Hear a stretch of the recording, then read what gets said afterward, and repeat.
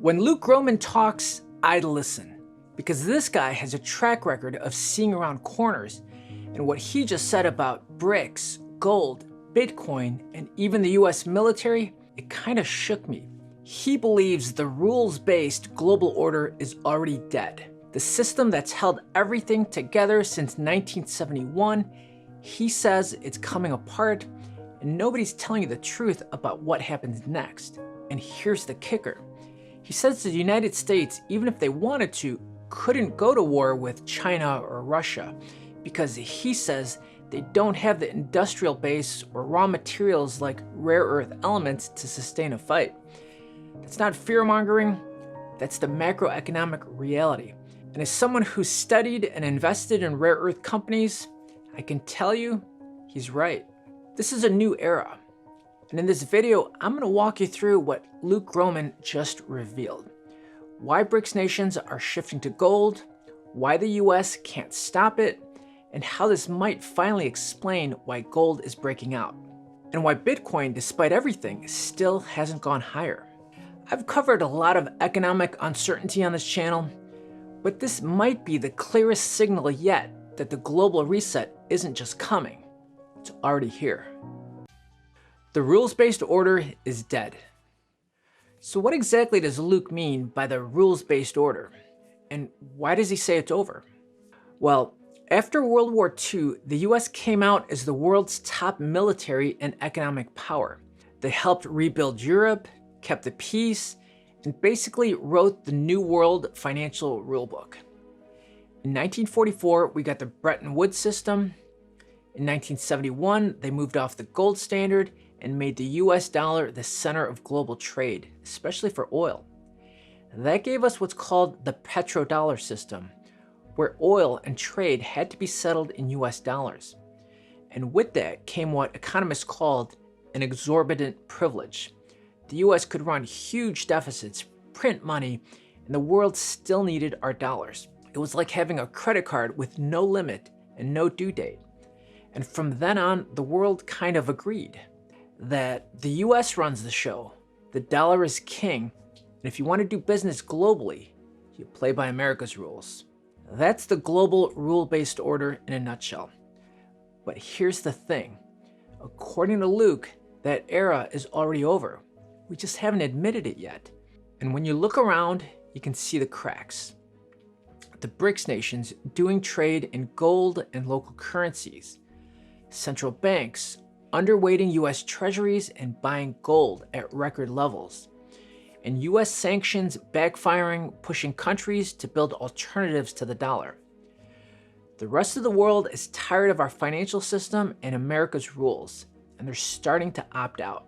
Gromen says the game's already over. The US just hasn't realized it's lost. And the shift, it's not just geopolitical, it's monetary. Because once trust in the dollar starts to break down, people start looking for alternatives. That's where gold and Bitcoin come in. BRICS nations are changing the game. So here's what Luke Gromen is saying. The rules-based order, the one we just talked about, is breaking down. And BRICS nations, they're not just walking away from the US dollar, they're rebuilding a whole new system with gold at its center. Trade between countries like China, Russia, Brazil, and Saudi Arabia are quietly shifting away from dollars towards gold. Gromen explains that this isn't just theory, it's already happening. In his words, BRICS countries are de-dollarizing their trade, not just talking about it. They're settling deals in local currencies. But naturally, trust can become an issue, so they use gold. Physical gold, not paper contracts. Why? Because gold doesn't have counterparty risk. Gold doesn't freeze your assets. Gold doesn't come with political strings attached. In the West, according to Gromen, they don't even see it happening, or maybe they do, but they're burying their heads in the sand. In America, we're distracted, arguing about politics, watching the stock market, hoping the Fed can fix everything with a rate cut. But BRICS nations are playing the long game. They're buying gold while quietly shifting away from US treasuries. And here's the takeaway. Luke Gromen believes Gold is quietly replacing the dollar as the foundation for global trust. That's not just a big shift, that's potentially the end of our current monetary system. Scarce assets and Bitcoin, and what comes after trust breaks. So what happens when the old system starts to break down? When countries stop trusting the dollar or each other? They look for something else to trust, something that's scarce, finite, or limited, something you can't just print, sanction, or inflate away. That's why Luke Gromen says this moment is bullish for scarce assets like gold and even Bitcoin, because when trust disappears, people reach for trustless systems. And whether you love crypto or not, Bitcoin is the definition of trustless. No central bank, no government, just code and math. Luke calls this a trust breakdown, and it's driving people to rethink where they store value. If the system is breaking down, if trust really is fading, then scarce, decentralized assets might be around for a while, and they might just be part of the next system.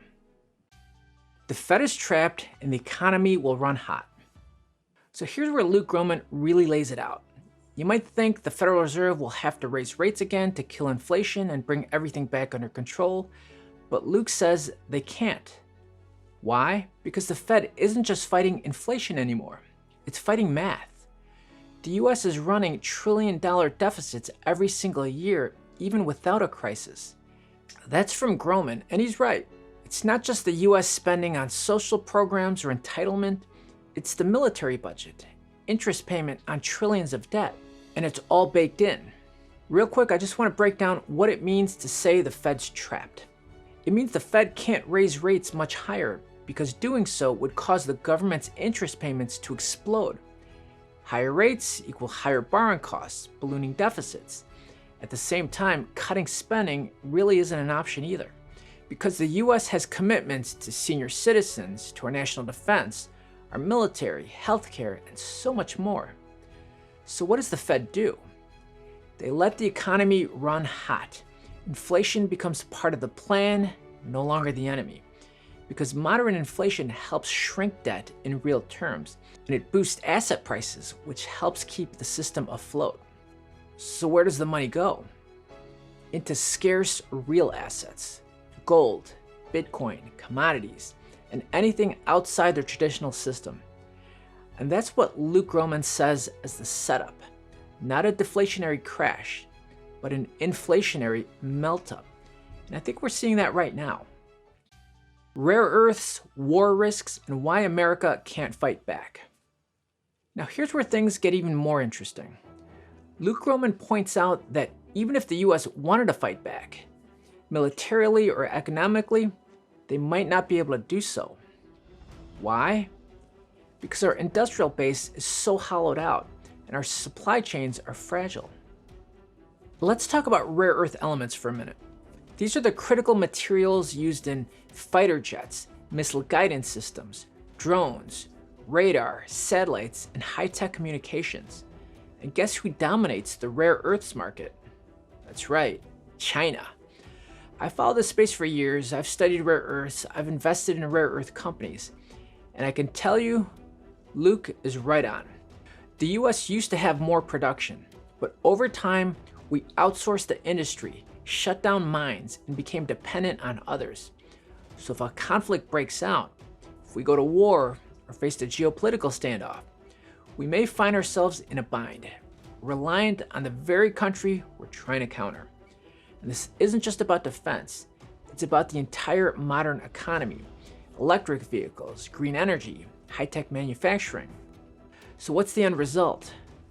Luke says this forces the US to pivot away from war toward a kind of geopolitical truce or compromise. But here's the twist. Peace isn't deflationary anymore. It's inflationary. Because rebuilding the industrial base, reshoring factories, securing supply chains, it's all very expensive. And again, this feeds into the bigger thesis. The US will have to run the economy hot.